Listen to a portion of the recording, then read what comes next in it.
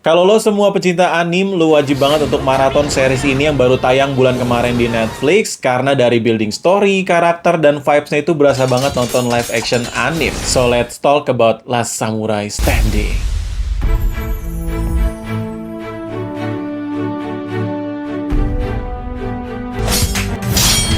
刀を抜くおつもりですか。金が手に入りそうなんだ。孤独手段は問います奪い合うのですはじめ1点目。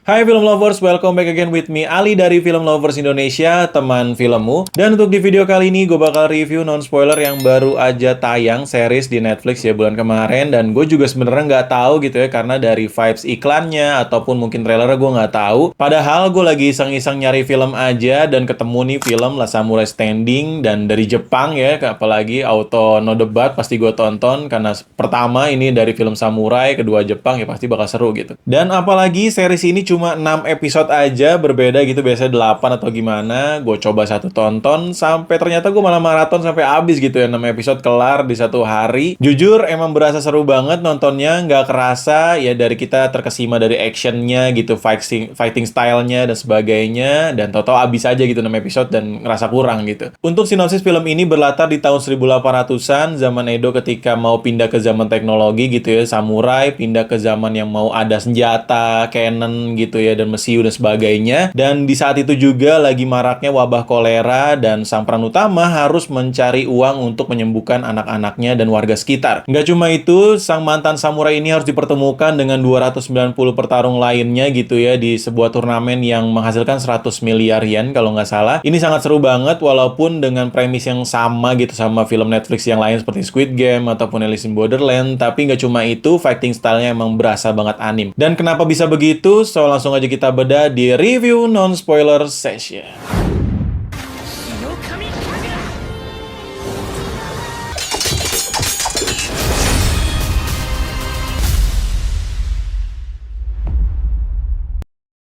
Untuk di review session kali ini kita bakal bahas 4 aspek dari film Last Samurai Standing yang gue rasa seru banget buat dibahas ya, tanpa spoiler juga. Dan langsung aja kita masuk ke yang pertama, yaitu adalah kesan dan experience gue nonton film ini. Jujur kalau ditanya kesan dan experience gue nonton film ini tuh emang entertaining banget, seru gitu ya. Apalagi gue nonton dari jam 3 sore sampai jam 9 malam, cuman break sebentar aja gitu ya. Dan berasa banget kayak emang ceritanya tuh naik perlahan gitu ya. Jadi kayak emang premis yang disiapin di bawah tuh kayak bakal memuncak gitu di akhir. Untuk kesan gue nonton series ini di awal-awal episode tuh pasti kayak kalian lah kalau nonton film ini udah pasti menduga gitu ya, ini turnamen game lagi, turnamen kematian yang dimana ada ratusan orang dicari cuma satu atau berapa gitu ya. Dan itu experience yang kayak emang nggak baru gitu, ataupun mungkin sudah usang gitu ya, karena apalagi kan Squid Game, Alice in Borderland, dan mungkin banyak game-game permainan lagi yang udah biasa ngangkat konsep seperti ini. Tapi gue cukup underestimate gitu di awal, dan mulai ke episode 2, ketiga, keempat nih mulai seru banget. Ternyata nggak cuma sekedar turnamen game aja, karena film ini tuh juga berada di tengah-tengah peradaban gitu di Jepang, gimana era Edo, era samurai yang kayak udah mau habis, ditambah dengan era teknologi yang udah mau datang dari barat gitu ya, dimana cannon mulai masuk, mesiu gitu, senjata dan sebagainya, politik mulai berubah. Jadi kayak masih ada layer story lagi gitu dari turnamen, layer story politiknya, layer story zamannya gitu. Jadi menolak banget si samurai ini untuk punah gitu ya. Dan jujur ini menarik banget, apalagi zaman-zaman samurai itu di Jepang seru banget gitu ya. Dan kita juga pengen tahu kenapa bisa berakhir gitu ya, ataupun bisa punah zaman tersebut. Dan kalau kalian nonton film ini mungkin kalian bakal dapat transisi zaman itu, historinya, jadi kayak emang seru banget gitu ya. Dan jujur balik lagi ke sana, experience gue nonton film ini yang awalnya kayak underestimate tapi lama-lama naik gitu, seru. Jadi bisa dibilang gitu, pembangunan cerita, karakter bersama backsound itu kayak emang klop banget, serasa nonton anim gitu ya. Selain itu kenapa di awal gue bilang untuk lo semua pencinta anim nonton film ini, karena gue berasa gue nonton One Piece ketika Kimetsu juga kayak di Arc Wano banget gitu, dimana kayak emang ada momen ketika si sang peran utamanya ini dikepung banyak orang gitu ya, kayak si Luffy.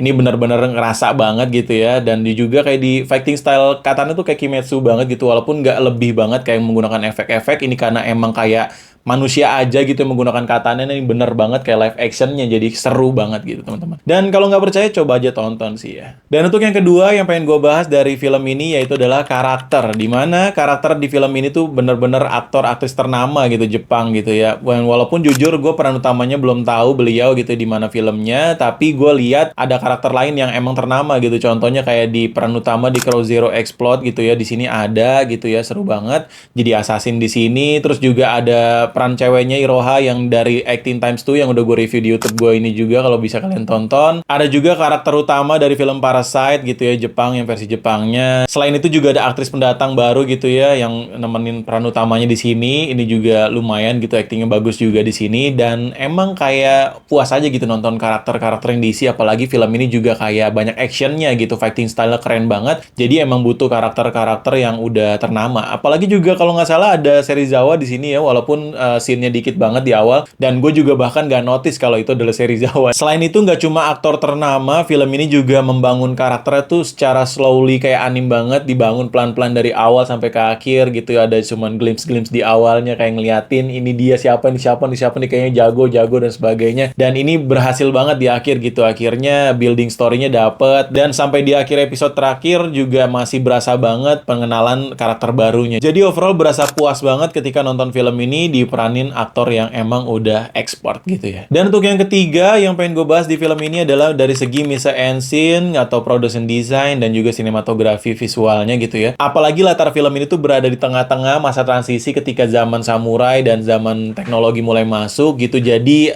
dari segi production design itu niat gitu, apalagi pas zaman samurai pas perangnya ini bener dibuat kayak zaman itu, kostum-kostumnya, dan ketika ada zaman peralihan juga, si zaman teknologi mulai masuk, senjata mulai masuk, dan ini mulai dibuat lagi gitu, ada kayak nuansa-nuansa Eropanya gitu ya, dan nuansa dari mulai intervensi baratnya, asing dan sebagainya. Jadi gue ngerasa nonton film ini tuh kayak emang niat gitu dari pembuatan latarnya, dan kostum-kostumnya emang layak ke Jepang aja gitu ya, samurai aja gitu ya, emang bagus. Dan untuk pengambilan gambar, warna, dan visual efeknya gitu emang kayak stunning gitu ya, seru, mewah gitu nontonnya, apalagi fighting style di episode terakhir gitu ya, ini juga bagus banget, diiringi dari petasan-petasan gitu ya, api, semuanya emang ada gitu ya, ini keren banget. Jadi overall nonton film ini dari segi production design gitu ya, pembuatan latar, kostum dan sebagainya tuh emang stunning, menakjubkan aja, dan enak buat ditonton gitu. Dan untuk yang terakhir yang pengen gue bahas dari film ini tentu aja yang paling krusial, yaitu adalah story gitu ya. Yang keempat yang pengen gue bahas yaitu ceritanya gitu. Jujur mungkin kalau dari tadi gue bahas kelebihannya aja, mungkin minusnya bakal gue keluarin di story ini gitu. Walaupun di film ini menceritakan tentang budaya tradisional Jepang, di mana ada nyebutnya kalau nggak salah kokubo atau apa, correct me if I'm wrong gitu ya. Ada di suatu guci, semua 100 serangga dikumpulin gitu, 100 serangga beda-beda, dan dicari satu yang hidup. Dan ini walaupun unik gitu ya,